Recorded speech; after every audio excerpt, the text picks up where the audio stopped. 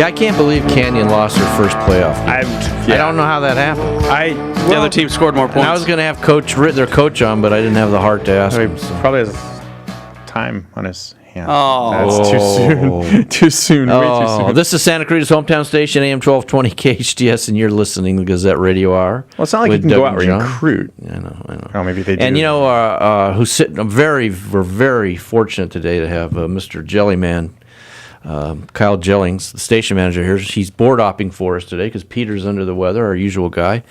And Kyle happens to be the resident expert in high school football, so we thought we'd take a few minutes and talk about the playoffs that Canyon's not in. What happened? They underestimate. I think here's the thing. This is the second year since realignment of the divisions for playoffs, and I was talking actually because I covered the Valencia game last week, right? And I was talking to Coach Muir before the game. He's like, we're not really that familiar with the Bay League because it's only our second year seeing them, but the Bay League is a lot better and Canyon better than anybody can attest to that. But they're a good conference over there.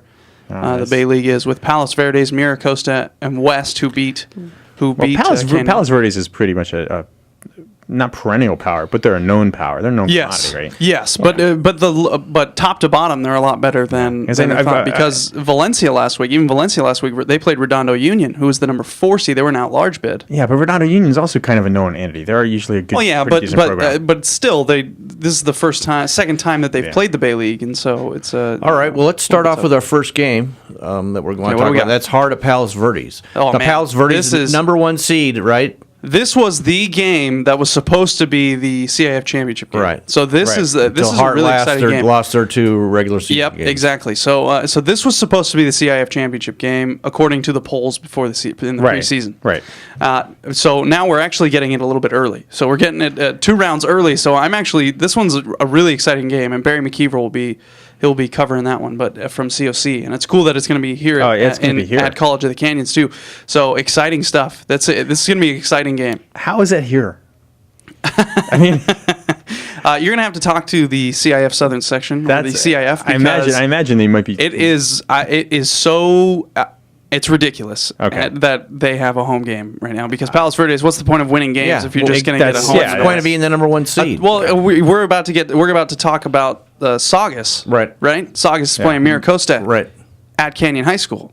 Saugus was an at-large bid, and Mira Costa. They get Saugus gets home game.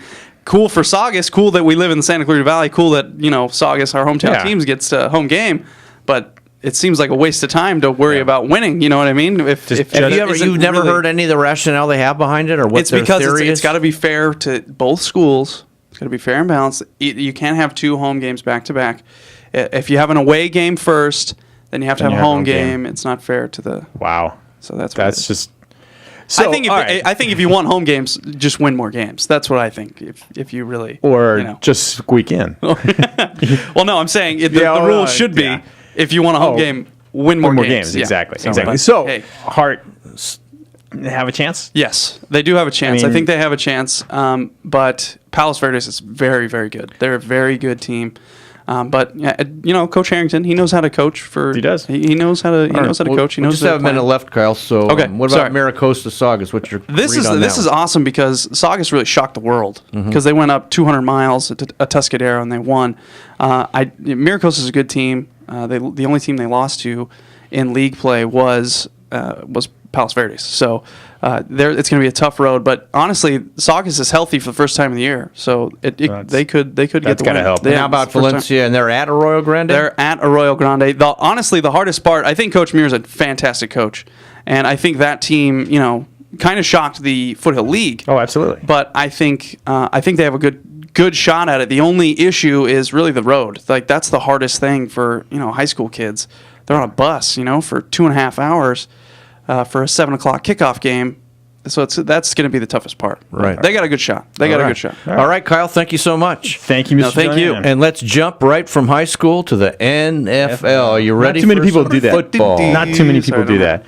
We have Mr. Football on the line. Mr. Football, you're there.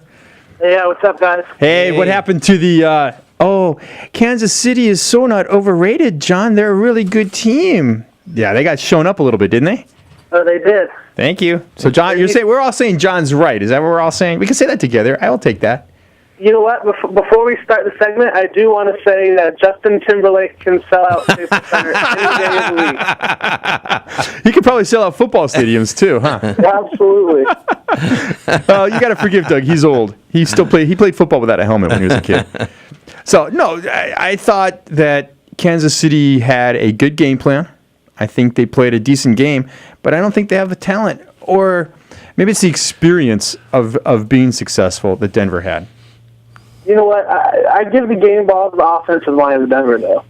They played absolutely tremendous because the Chiefs front seven didn't even touch Peyton, and they gave the ball to Noshawn 27 times. Yeah, that's it. All right, Mr. Football, get your picks ready. They're ready. All right, we are going to come back with your picks after these messages. Once again, you're listening to the Gazette Radio Hour with Doug and John and Mr. Football. We're taking our picks when we get back. You're on AM 1220 KHTS, Santa Clarita's hometown station.